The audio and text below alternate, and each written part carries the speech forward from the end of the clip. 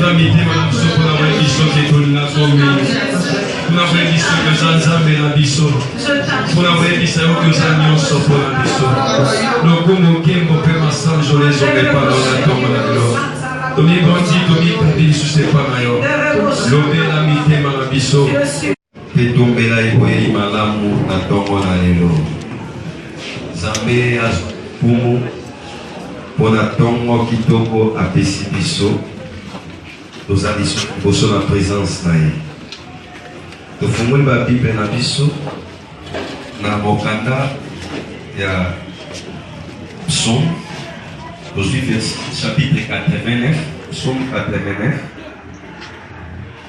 tobandi na verset 20 ça dépend ya version na yo na baversion mosusu ebandi na verset 19 tina verset 26 mais na baversion mosusu ebandi na verset 20 tina verset 27 alingi na rappele biso ke mama ya likambo na biso oyo tolobeli semaine po mobimba banda mardi eza intitulé que l'huile ne manque point sur ta tête. Mafuta ezanga te likolo tunayo. Texte de base na biso ezalaki na mokanda ya Ecclésiaste chapitre nango 9 na verset nango 8. Kuna Biblia elobi boye. En tout temps, tes vêtements blancs.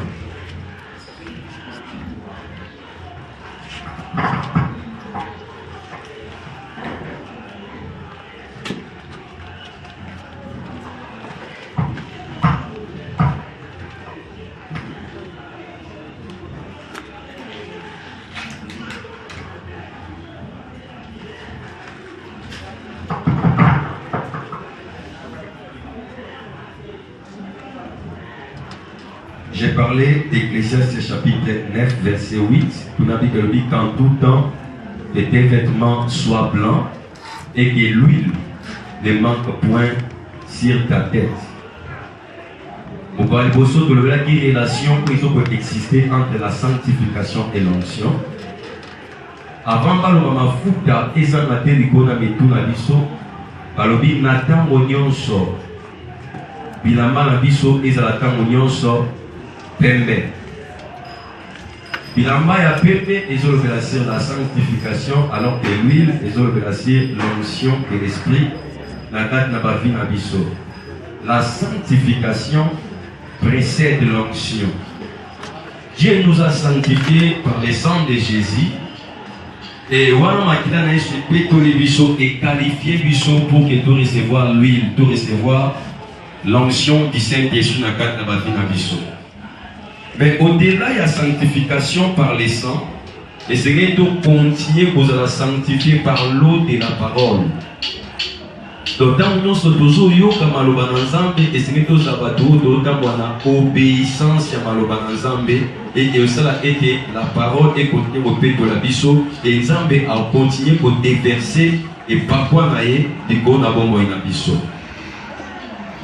Soki mutu azo vivre sur la sanctification te, mais mutu ana azo continuer comme dans les surnaturels, et zo continuer à se manifester dans la vie nae akeba akansate qui azana approbation ensemble na makambo azo sala. Dieu fait parfois des choses juste pour à répondre à la besoin ya bana nae, tout pour à honorer kombo nae, pour mutu ana azo prétendre opérer na kombo nae, mais Dieu qui peut accomplir les miracles sans qu'ils soient pas d'accord na lolingi yo so sala makambo. Bato babengami pour opérer dans le domaine de l'onction, et c'est toujours qu'avant l'onction, il y a la sanctification des précédents. La sanctification des fondements des colonnes Nini, Moutouko, Ali a utilisé et parfois dans l'ensemble et Seigneur à se reposer. Que le BLIP sur la relation qu'ils ont existé entre l'onction et les services. Le bagi dosa moins pour les services. Zamba pesa la biso mafuta ko pakola minaye pambate a pesa la biso pour que tu pas travailler dans l'intérêt ya royaume nae. Donc, le quoi ban Nzambe, puisque nous sommes pour servir Nzambe, pour servir Nzambe, nous sommes pasteur karaté, nous sommes à Badunion, Soko, Yesu, Masia, Asikola, et Seigneur Nabiso, tout le cas, Mafuta, Yabopakolo, Nakata, Vinabiso. Le nom de l'Obela, sous thème, Oyo Mutu, Oyo Nzambe, Apakola, et Seigneur, Aïba, pour bénéficier d'Ango. Alors, on a dit au temps, dans la psaume, déjà, chapitre 89. Alors, tu parles dans une vision à ton bien-aimé et tu dis, j'ai prêté mon secours à un héros. J'ai élevé des milliers du peuple un jeune homme. J'ai trouvé David, mon serviteur. Je l'ai oint de mon huile sainte. Ma main les soutiendra et mon bras les fortifiera. L'ennemi ne les surprendra pas. Et les méchants ne l'opprimera point. J'écraserai devant lui ses adversaires et je frapperai ceux qui les haïssent. Ma fidélité et ma bonté seront avec lui et sa force s'élèvera par mon nom. Je mettrai sa main sur la mer et sa droite sur les fleuves. Lui, il m'invoquera, tu es mon Père, mon Dieu et les rochers de mon salut. La version ya lingala balobi boye, liba lingala facile. Yahweh mokolomoko obimelaki basali na yo. Olobaki na bango na kati ya ndoto. Na pesi lisalisi na ngai na elombe moko. Na tomboli elenge moko na kati ya bato na ngai. Na tie David mokonzi na kombo na ngai. Na pakoli mafuta na ngai ya bosantu. Na kosalisa ye na nguya na ngai. Ngai moko na kokomisa ye makasi. Banguna bakokoka kozwa ye te. Moto ya mabe moko te akokoka kosambwisa ye. Na koniata banguna na ye na miso na ye. Na koboma ba oyo bayini ye. Bolingo na ngai oyo esukaka te ekozala na ye. Ngai moto na kokolisa bokonzi na ye. Na kokomisa ye mokonzi kobanda na ebale monene Méditerranée ti na ebale ya Ufrate. Ye akoloba na ngai, tata na ngai, Nzambe na ngai, ozali Nzambe na ngai, ozali libanga oyo epikisaka ngai. Amen. Et Dieu bénisse sa parole. Est-ce que vous pouvez le balancer de ma bonne makasi?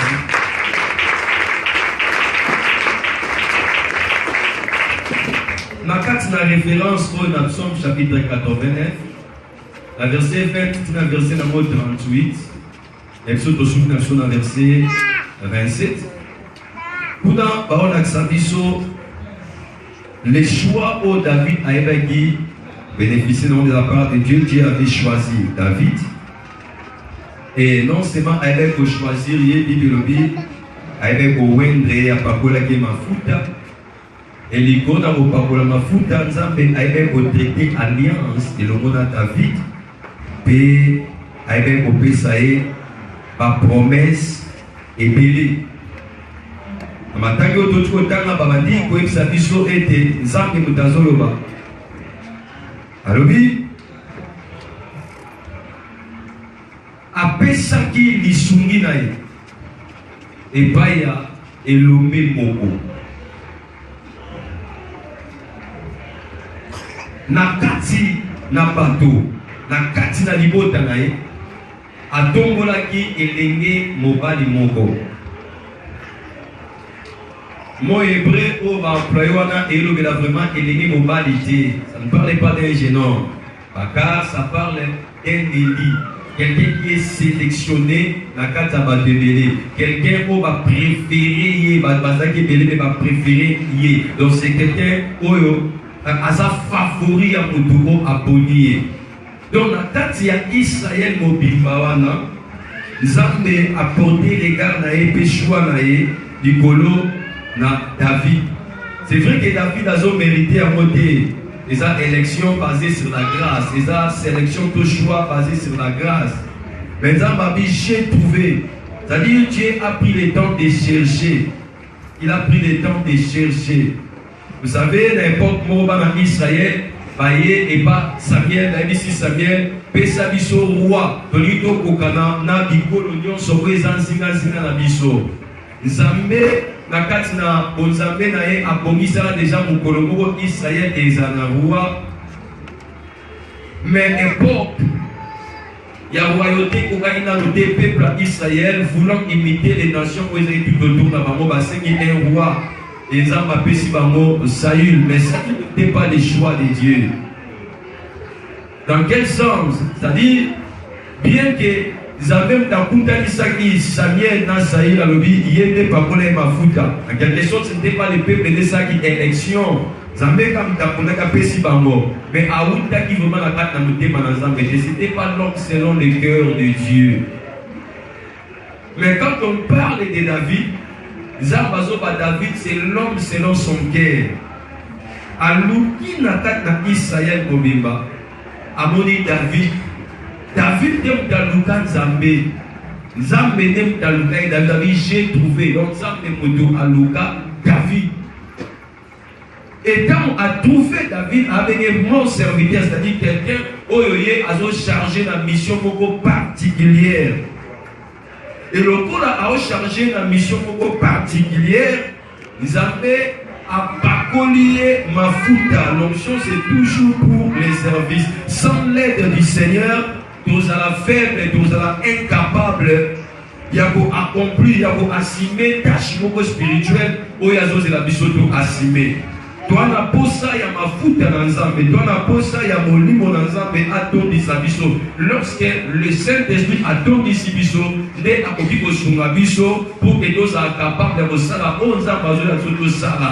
So molimo santo atondisi biso, alors ba résultat oyo tokozala ekosatisfaire motema na Nzambe mpe ekosatisfaire biso moko. David na opesa mission moko spéciale, mais pour à la hauteur, nous Nzambe na pakoli mafuta et mafuta na kebebele ba capacité surnaturelle pour ekosungaye asala oiza volonté na ngai. Mais na sepeli temps Nzambe aloba alobi na kati na batu après des secours apesi lisuki na un héros. Alors je réalise que le Dieu que nous prions n'est pas seulement le faiseur de miracles, mais il est aussi le faiseur des héros. Ah, le Dieu que nous prions, le Dieu que nous invoquons, Nzambe alliance, il n'est pas seulement le faiseur des miracles, mais il est aussi le faiseur des héros. Donc, on dit ça pour tout le monde à tout le monde. Il se fait qu'on a dans la situation, et vous parvenir à la conclusion, et continue la dimension impossibilité. Le coup de la dimension impossibilité, et si le mot soutient au salama, c'est tu peux espérer la miracle parce que le Dieu de la Bible c'est le faiseur des miracles. Et si quand on va au salam, il soutient aussi, il soutient, il y a au bandawana, après son miracle, peut apprendre seulement malade et le monde. Amen. Mais il ne se contente pas seulement à soit impossibilité d'ailleurs à comme ça va miracle. À autant la période moko à monio faible, à talio moko à monio perdant, à talio moko à monio mutaba échec. Et aïe a sopi ma foute dans les bonnes habits d'ailleurs, habit désormais au commis élomé, au commis engamé. Donc cela veut dire qu'on sera sous victime à ma circonstance, victime il y a ma force à ténèbres, victime il y a ma douté, on sera sous moutou oyo, on sera capable, il y a qu'on remporter ma victoire, on sera capable, il y a qu'on tambour, il y a qu'on maîtriser, mais qu'on contrôler ma circonstance, on retourne dans la j'ai dit à quelqu'un, je le répète à haute voix, que notre Dieu n'est pas seulement le faiseur des miracles, il est aussi le faiseur des héros. Voilà pourquoi nous nous appelons l'église pentecôtiste de la victoire, extension des YOLO, la maison des héros. Je bénis Dieu parce que depuis que dans le ministère, il me parlait de ces textes de Psaume 89, mais je n'ai jamais prêché sur ça. Et aujourd'hui, alors que je suis en train de prêcher sur ça, nous allons comprendre pourquoi Outa Kalakala avant de sur ces textes. Ah, je réalise que Nzamba Komisara héros, Nzamba Komisaro héros. Nous sommes un ensemble de héros, un ensemble de champions, un rassemblement de vaillants, un rassemblement de héros. Alléluia. Aza faiseur des miracles, car Tenzambe na biso. Aza pe faiseur ya ba héros. Ya mo doit insister que biso soko ya ki a faible, au fort. Soko ya ki a perdant, au vainqueur, au gagnant, au champion. Pesanga amen à bien. Adina pakoli mafuta nangaya, pakoli mafuta. Moko abandul comme makambo pe osama likolo na yeko apakoli mafuta. Alors tout le monde a tout et ça concerne David. Et concerne Bissoté. Bien aimé. Sur Tangi, David a un privilège d'attendre. Mais papa, lui, il m'invoquera comme un père. Avec les dieux de mon salut. Bissoté Nanzela ya sali autosikat na Yesu Masia. Nous avons été adoptés dans la famille de Dieu. Tout ce privilège, l'élo, il y a un ben mais papa, tout abba père. Tout ce privilège, voilà.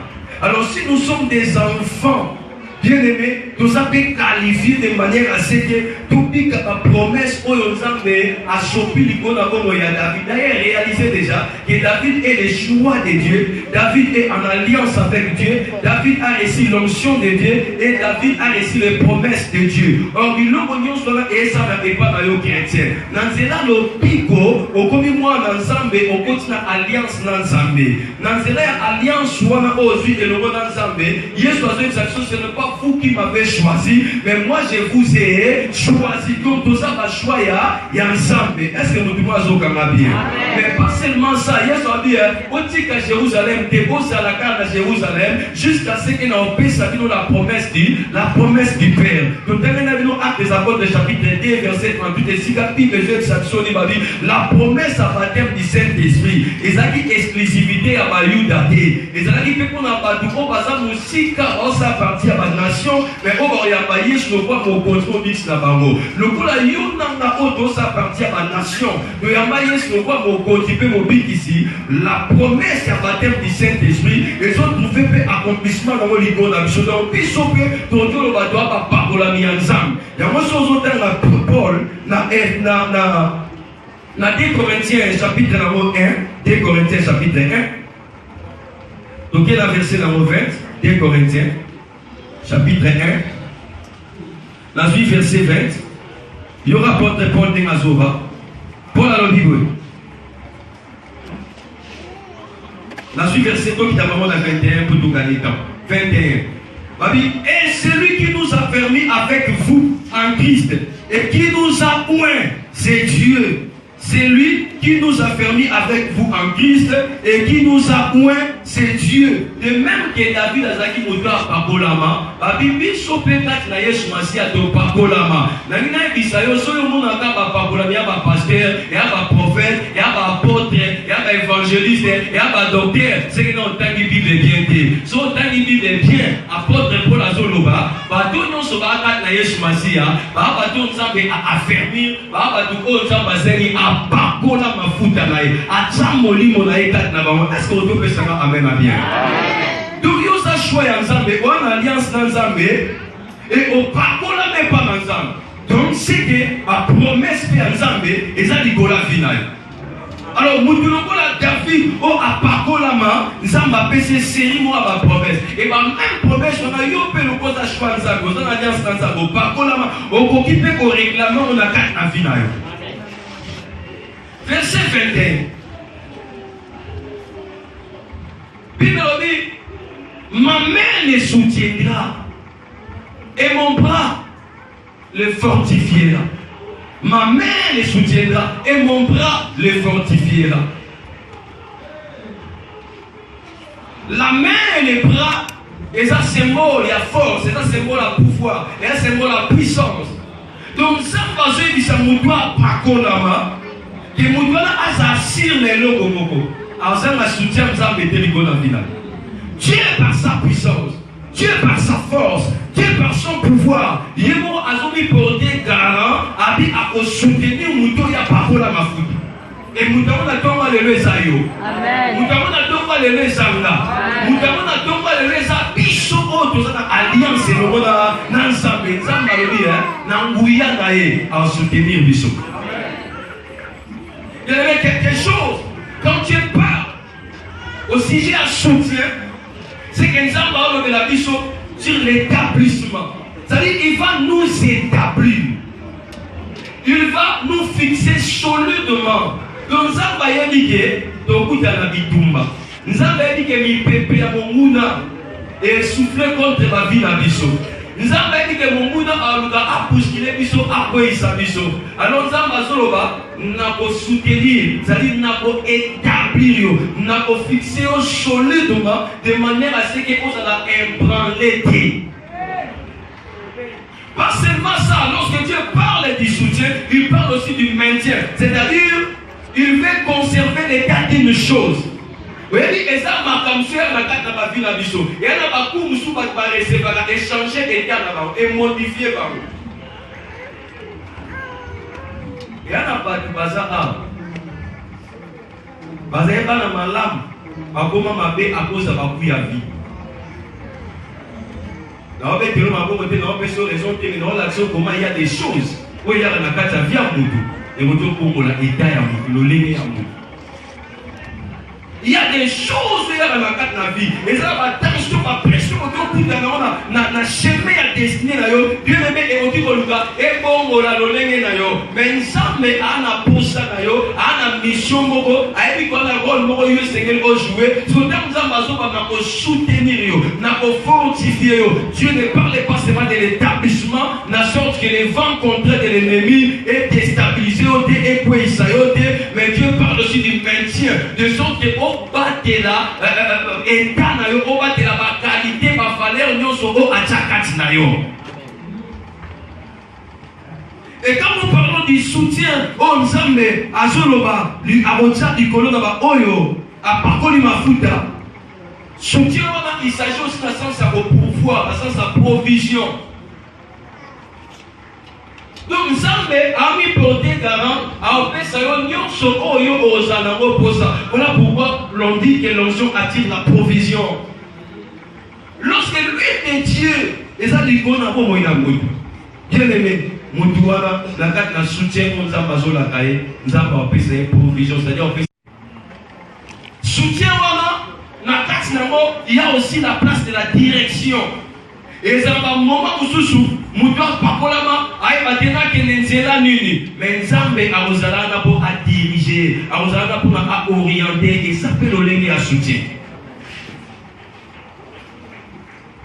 Objectif, il y a soutien à Nzambe. L'Ikono, il y a Moutoua Nzamba Pakol Makuta, il y en a 4 volets. Volet à l'Iboso, c'est que Nzambe a soutenu Moutoua Pakol Makuta d'abord pour préserver la chute. Frère, d'autant qu'on a la foi chrétienne, d'autant qu'on a la chemin à destiné à Bisso, Satana, à ça va batounaye, on va utiliser la soupe en biche, on va utiliser la soupe en piège, on va utiliser la tentation, nous sommes à l'ouga à Sanene, à Pouissa Bisso. Mais ça va le papa moto ya parole ma fouta à soutenir, c'est-à-dire à préserver la chute. Objectif pour tout, il y a soutien. Et ça, pour préserver de la mort. Pour préserver de la mort. Zamba va soutenir non seulement pour Koyate, mais Zamba va soutenir pour Koufate. Est-ce que la vie qui pour vivre éternellement sur la terre? Non. Mais elle a dit que Zamba a soutenir, a préserver la mort prématurée, la mort précoce. Bien aimé, Zamba a construit la mort avant les temps. Quand on a parlé au qualité de la guérison. Mais comme Dieu dit qu'il a soutenir Moutouya Parole Mafuta, et là ici, à soutenir de manière à ce que Moutouya Mafuta a tiré mais là ici, à soutenir de manière à ce que mort précoce, mort prématurée, et ça n'a pas quantité, les colons n'a pas fini, et ça va temps où ils ont programmé, et pas dans Zambie, il y a depuis l'éternité. Objectif famille ça de soutien, c'est que Dieu t'a soutenu Mouto et à Pakol Mafuta et ça pour qu'il maintenir en forme. Dieu soutient son point pour les maintenir en forme afin qu'il soit capable d'accomplir la mission divine que les habitants. Objectif de la soutenir et pour maintenir en forme, c'est-à-dire quoi? Et garder en bonne santé. Osana zoto bolomono osana état ya malamu pour permettre au sala au nzambe alingi au sala. Objectif à souka na kati ya soutien à nzambe, c'est que nzambe va soutenir pour garantir bonheur na yo. J'ai dit soutien pour garantir ton bonheur. Alléluia. Bien aimé, il y a certes des gens qui ont assez d'amour, qui ont affaiblir, qui ont anéantir, qui ont mais ce que nous avons pas pour la ensemble. Et Seigneur, nous réclamons la prière. Dieu a dit dans sa parole, sa main me soutiendra. Il a dit son bras me fortifiera. Et c'est comme la parole, comme faible pour anéantir, pour assurer sa carrière. Je sais que Dieu me rendra de plus en plus fort, de plus en plus puissant. Est-ce que vous avez bien? Amen. Dans le verset 22, Abi, l'ennemi ne les surprendra pas. Et le méchant ne l'opprimera point. Verset 22. L'ennemi ne les surprendra pas. Et le méchant ne l'opprimera point. Et si tu as le méchant, la version sous va traduire un mot l'homme injuste, la version sous malfaiteur, la version sous va traduire un mot de manière littérale. Et là ici, fils de l'iniquité. Fils de l'iniquité. Moudunion soko asala ma paix. Donc ma paix pour la ça par accident, ça fait partie de sa nature.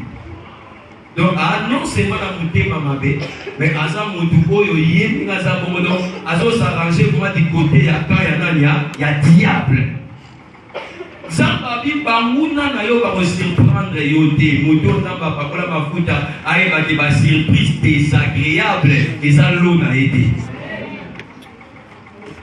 Bandeli, mouton nzamba pakola mafuta aeba ke ba surprise désagréable et ça l'eau na été, ça partage na été, ça portion na été.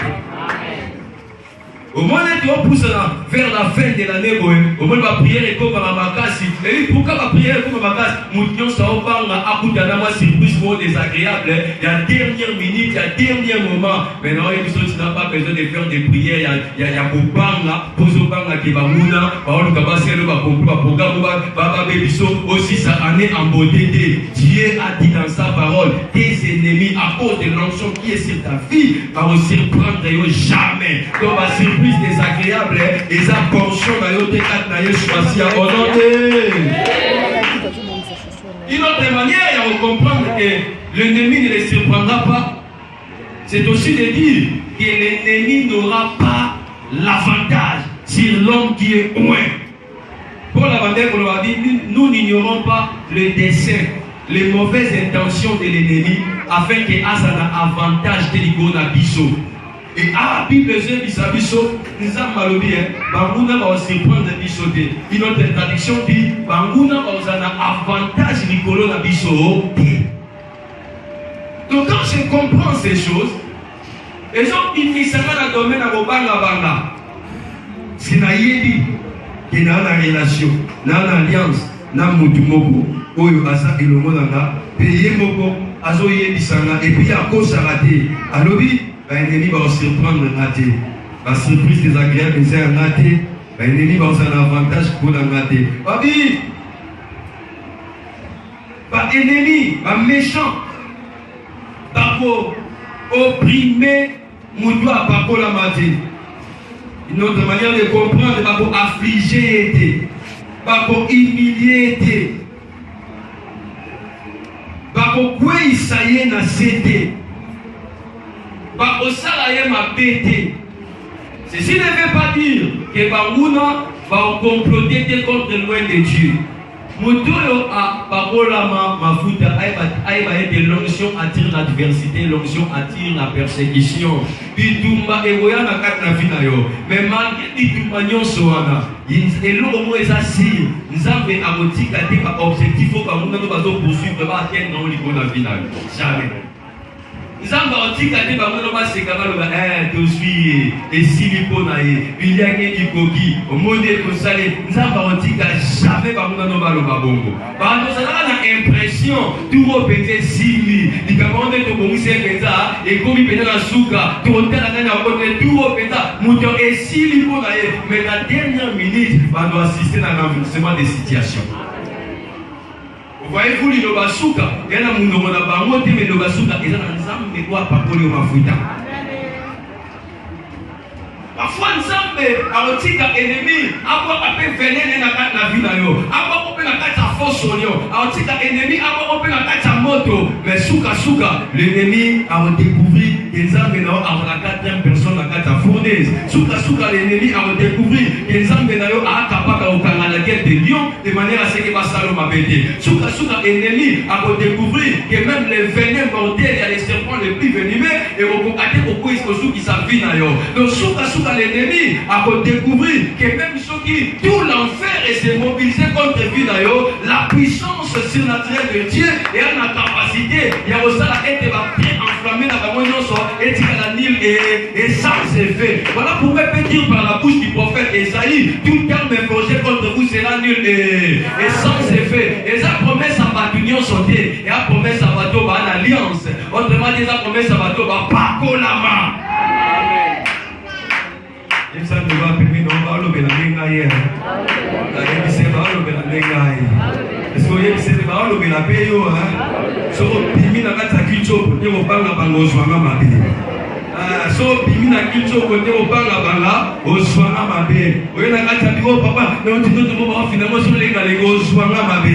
Parce que on na kata grâce à bateau bibelobi enenya ko privé yote. Ko proté na ye. Akala kiso ba noto mabe. Mais ba noto na commission na we ko tsebaka na ngamba banguna mais ça ne pas yote. Petit Seigneur qui est capable d'oser la retour à l'expéditeur. Bakane ko pa na umezamba balole masomi seli bango. Amen. Si la mezamba seli ba sinda bango bogo. Wache mitambo ka mezamba seli de bakanga bango moko. Alléluia. Amen. L'ennemi a opprimé moté. Au kitsa mutu na mabelete. Jamais. Alléluia. Amen. Et ça, c'est ma déclaration de foi. Et ça, comme ma foi, ensemble de choses et puis sur avantage, et puis sur privilège. L'ennemi a surprendre l'ennemi a oppressé. Dans verset 23, Zambabi, j'écraserai devant lui. J'écraserai devant lui, pas derrière ton dos, pas derrière toi, mais devant toi. Il va demander de dire sous tes yeux, j'écraserai devant lui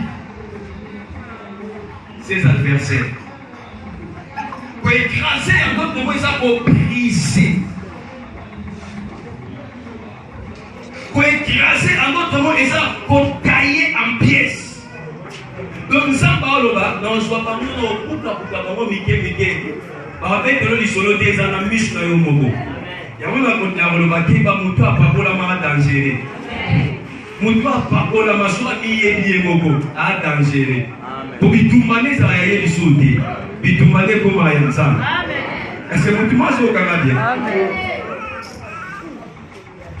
Nzamba mi arrangera kaka mama lili ke batuana o bakundisa kyo batano basala kyo mabe nzamba mi arrangera kaka soko na alliance na ye soko bo pakola bile nzamba mi arrangera kaka suka o mona bona mislo ko kamolite apetela boye akoma boye et a frappe nzamba likola fine ponda mabe na taye ba moi pièce nzamba be na briser bango so nzamba capable de briser ba ennemi no se capable de briser ba limitation ba otana vie na yo c'est capable de briser ba condamnation ba otana la vie na yo a capable de briser ko rompre ba chaîne on va utiliser on va lier vie na yo amen écraser donc à autant ba limona ba abonya tata ba monde ba ko la kayasa.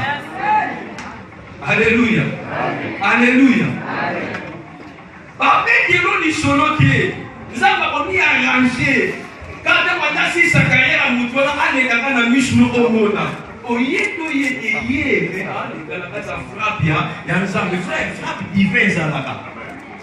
Une frappe divine, ezalaka. Tant qu'on saute, Zamba Kota. Anzamba Molu, Zamba Agiste. Ezalaka moment où tous Zamba Loba assez. Assez. Au Bundisi epe mingi. Bocholi epe mingi. Assez, assez. Alors ensemble dans ma team Chalelo, nous avons pas posé ma foot pas ça ligo na vina yo. Alors on appelle ligo na vina yo assez. Ba position mingi, ba choli mingi, ba imilio mingi. Nous avons atteint man ligo na vina yo a écraser sous tes yeux, a écraser devant tes yeux. Opposition nous sommes au télé là yo. On va appeler au sepela na admirateur, on va sepela na yo. Opposant, ennemi, adversaire, agresseur, malfaiteur, condition n'a souci trop. Ça dit que l'on a voté, projet de rêve n'a eu trop. Mais ça m'a dit, assez. Ma maman est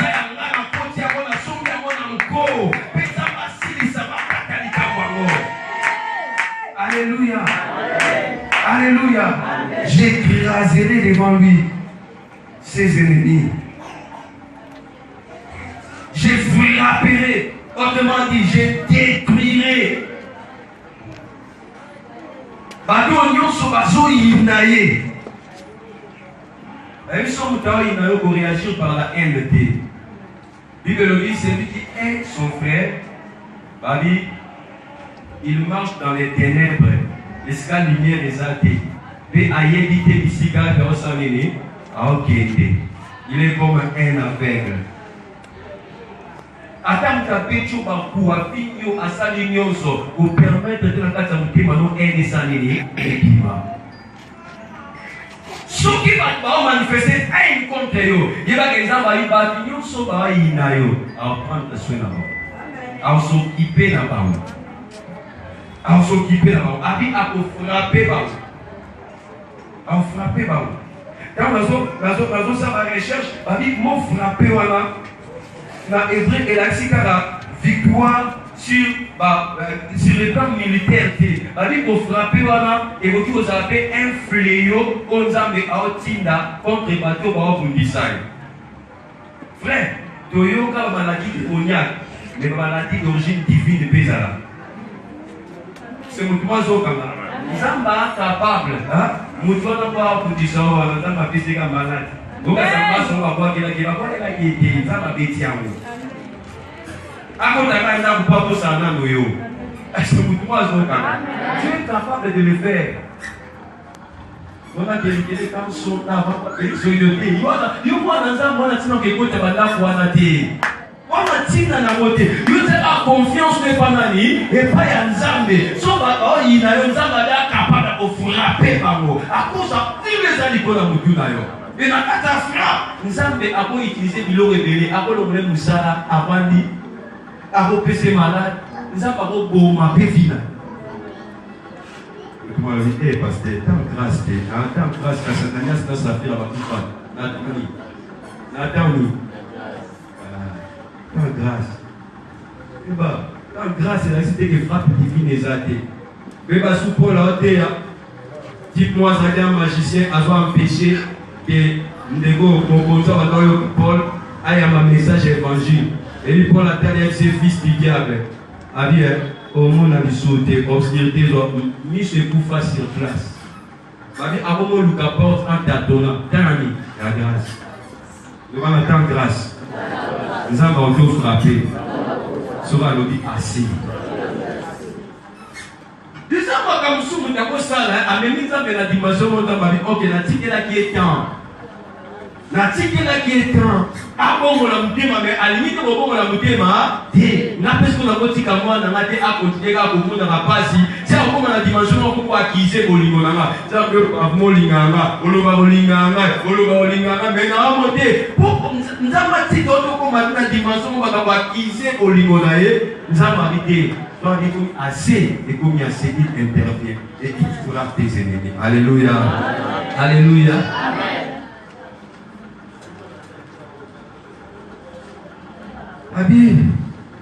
n'a pas écrasé ma ennemi. Autrement dit, la promesse qu'on produit pour l'association, on fait la promesse à victoire. C'est-à-dire, les armes à ceux qui sont ok, comment la banque a été parce qu'on aura toujours la victoire, on a pas dit tout le monde, ils allaient dit tout le monde, ils allaient en là. On a écrasé, c'est pas toi, on a écrasé, on a utilisé le instrument, mais on a écrasé par adversaire, on a frappé par vous. Donc on appelle ça une victoire. Vous savez, la vie, la matière à combat, victoire, trop souvent, il dépend de trois grandes choses. Et le mal de sauver, quand sa victoire, c'est sa qualité à soldat, à combattant, à Zobunda. Vous savez, dans un combat spirituel à Zobunda, je ne parle pas de combat spirituel ou pas, je parle d'un combat spirituel dans le sens de la prière ou tout ça, il y a autorité. Est-ce que tout le monde comprend là? Dans un combat spirituel, alors que ce ne sont pas des soldats formés. Ce ne sont pas des soldats formés. Qualité n'a pas mon et poser problème. Via viomolo, Maria vous dit ça Satan. Il y a un million de Satan à 4 ans, c'est compliqué finalement. C'est tout le monde comprend là. Oh, Jésus le prince de ce monde vient, mais il n'a rien en moi. Quand il a Jésus, il doit Satan les acquitter. Et moi, il y a une victoire de Satan.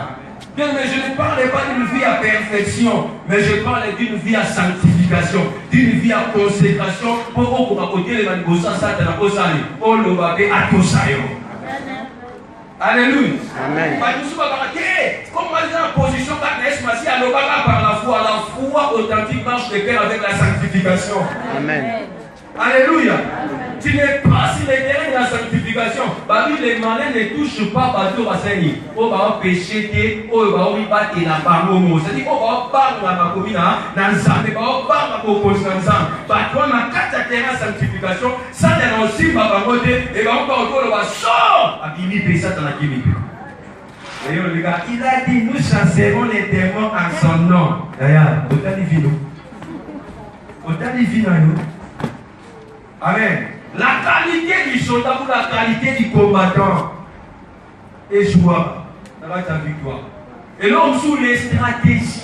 Les stratégies. Frère, victoire. Les Allemands disent qu'un nombre de pas passer gagner au Tolonga. Pour nous, on a une grande armée, une multitude de soldats, mais sans stratégie. Armée où il y a 100 personnes au Tolonga.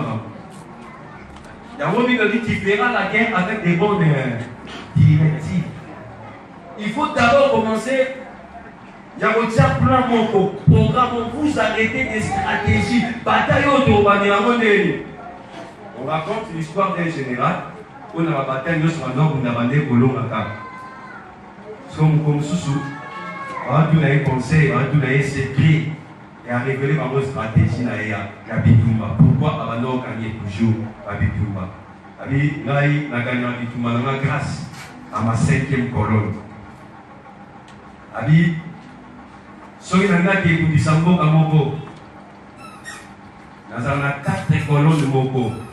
Moko ils ont attaqué dans le nord, Moko ils ont attaqué dans le sud, Moko ils ont attaqué dans l'est, Moko ils ont attaqué dans l'ouest. Abi dans la 5e colonne, puisqu'on dit maintenant se vendit. Et on devait sa force dans tous les 4 colonnes. La colonne devait filtrer. Abi natinda vraiment bien avant. Si ba kota ba se famille nsana mboka na ba se famille nsana dia na endroit ba vanda ba communiquer ba tamboka wana.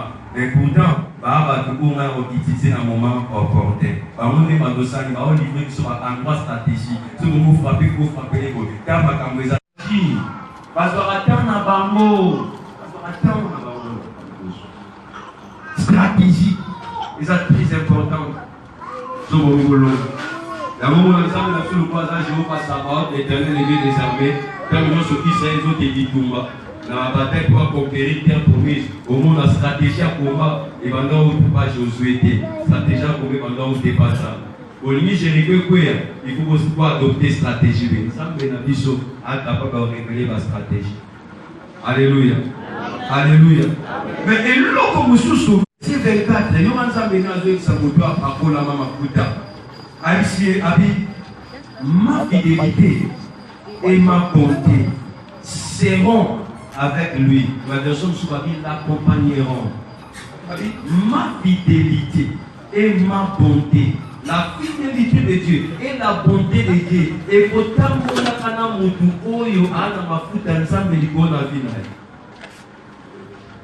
partout où tu peux te déplacer, tu peux être sûr d'une chose que tu n'es pas seul. La fidélité de Dieu est avec toi. Amen. La bonté de Dieu est avec toi. Amen.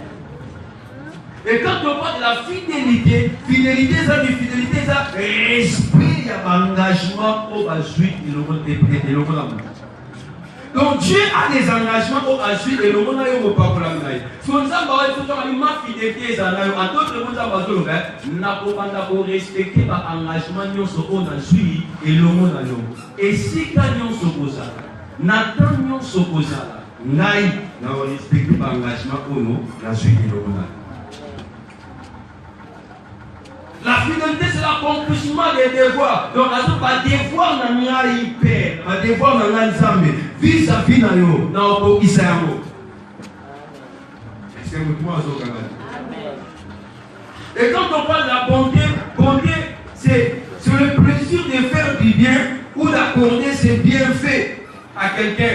Donc, ça, on va prendre le plaisir. Quand on va compter, nous allons prendre plaisir. Il y a Bosala Kayo, Bolam, il y a Bosala Makambia, il y a Malam Makambia Kitoko. Autrement dit, quand on va comme bonté, on va dans déverser, on va nous sopa faveur, toquer molou, naba, l'icône à Vinayo. Des sortes qui Makambia, quand on come à la carte à Vinayo, il y a Makamba forcing et terme à Mangolou.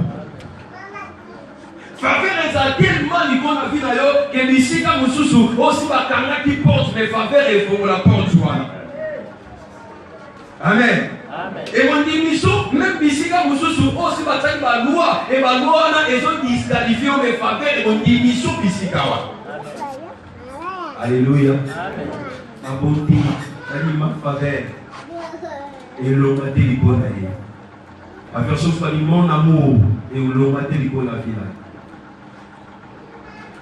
Donc on a dit poso on a amouré ya pour la minanga. À cause de la nombre d'ennemis élevés, mais à l'union sera dans son bassin ici, maman, va peser dans ma fidélité et ma bonté, et vous allez toujours élever. Et autant de même ici, en d'autres mots, nous avons besoin de prendre une prise en charge complète. Nous devons nous nous avons dit à prendre une prise en charge comment? Alléluia. Cela veut dire que nous avons sensible, n'a pas besoin de son problème, n'a pas problème dans son route, prise en charge, les hommes, nous sommes sensibles. Nous sommes dit oh les gars, pour ma mission d'Imaka et que les gars perdent ce moment. Ce que vous avez dit, oh les gars, et va demander mission de maman à Amen. Gaspillage et vous arrêtez. Amen. Amen. Amen. Nanyo, le qui n'a pas de situation où il y a pas, mais ça va s'arrêter. Nous avons préparé caractère Mogo. Pour le vidéo, nous avons mis sur la position, où il va ici, où vous tati, où valoriser la position. Perte et vous arrêtez, nous avons ils ont commis. Et nous avons dit perte et vous arrêtez, nous avons ils ont commis. Au bout de ça, au salaire, on va perdre. Mais pour nous avons on va perdre. Quand nous sommes ensemble des aïeux bondage, il dit que l'autre soit si on a quatre filles, des prix destinés là. Il y a un moment où il y a un père. Et pourtant, nous avons un père, nous avons une sagesse divine, nous avons un travail de manière à ce que, à ça, que au bout de la mission, pour nous marquer, c'est un résultat malade. Élever dimension, nous avons un monde dans le camp. Élever foi. Alléluia. Avec fidélité, bonté, et tambola, na mon papola minae, pisika, nyos. La version parole de Dieu a dit ma fidélité et mon amour seront avec lui et grâce à moi il sera vainqueur. Donc mon parole est de victoire en victoire, d'exploit en exploit. Pourquoi? Parce que nous avons à cause de la fidélité, à cause de la bonté, à cause de l'amour, à cause de l'icône, à vous permettre de perdre la bataille. On va bien amen. La version sous Valobi. Toujours mon fidèle amour l'accompagnera et c'est moi qui lui ferai relever les fronts grâce à ma présence. Nous avons mis présence, nous avons tellement de temps pour la vie et aïe de l'eau dans la bande tambola. En notamment la motune les années courbées. Amen. Motune les comment? Et la moto, on va pas dire la moto pour la motune. Quand la phrase revient, un héros, un homme au moins, ne relève pas seulement les défis. Il marche aussi la tête et élever la tête haute, la carte à chemin parcours. Amen. Donc, ma fouta, il faut pour moi un moto, il y a un avantage éméré. Mais tu négligemment, tu aussi la montée, avant de la jeune, ils n'ont pas pour la caille, ils n'ont pas baissé la roue. On est passé à la jeune, on est autant que les jeunes, 4 jours, ils ont des termes à l'ibal. Dans le verre, déjà pendant la semaine, tu as la conscience, le gars là, il a là. Il y a le gars, il a là. Il y a pas tartine et délai. L'auteur aussi, alléluia. Amen. Alléluia.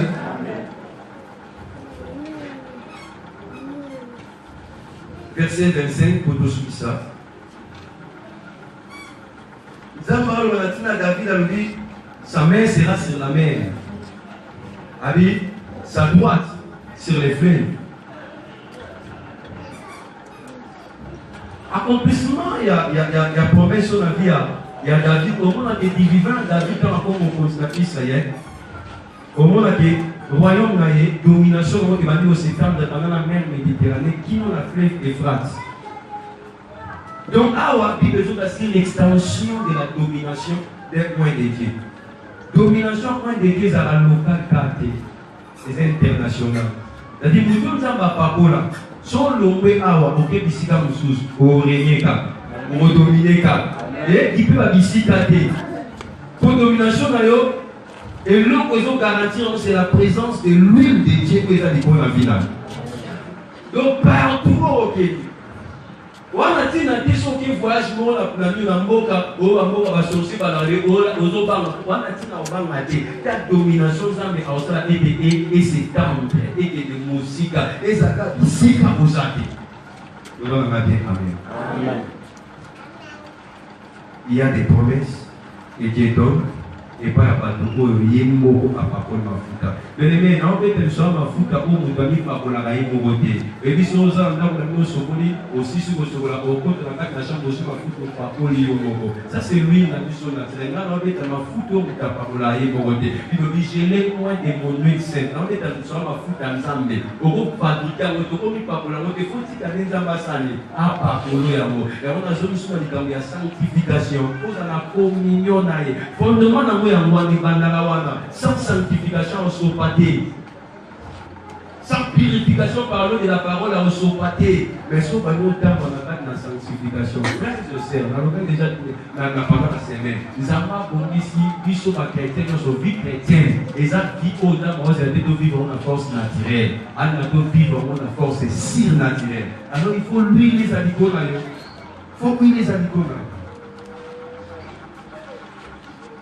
Na minute sambia na tomana. Soza ana no yamba Yesu peto kanu mishna biso. Na sema loto ko la musapino likolo to sumayo. Ko ya mano ligozo Yesu. Pour mutu yamba Yesu te ana twa mafuta na Nzambe. Ana tuwa ya molimo na Nzambe te. Mais soza so yamba déjà Yesu na kata na bobo itayo. Lelo na osinga longo mo o désiré na motema no mopima. Même sa Nzambe asimba yo na tonga lelo. Même sa Nzambe asopa mafuta na ye likolo na vie na yo. Et c'est dans l'ennemi vie chrétienne il y a manque en puissance. Ils ont condamné na kata médiocrité. Ils ont condamné na kotoza victime ya ba circonstance, victime ya ba inanga. Na posé la vie chrétienne en puissance, vie chrétienne en surnaturel. Dans Dieu si vous allez. Beaucoup m'a beaucoup na yo. Chose non ya ba Yesu peto ko la musapi. Nga sangile no mona yo poto sumo ya ba Yesu.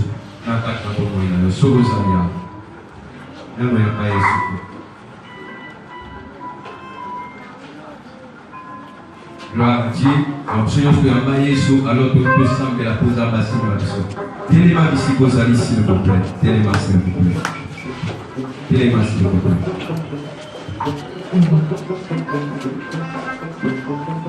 Téléma s'il vous plaît.